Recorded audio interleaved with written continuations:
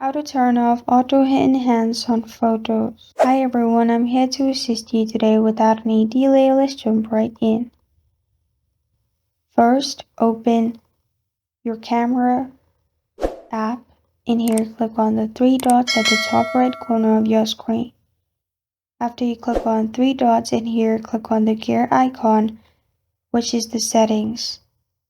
After you click on settings in here, it will lead you to this page. Here you'll find ultra short HDR. Make sure ultra short HDR is turned off, as it will learn environment and blend your photos. And if you scroll down and if you find any enhanced settings, simply turn it off. And this is how to turn off auto enhance on photos. Thank you for joining me today. If this video helps you out, please leave a like and subscribe for more.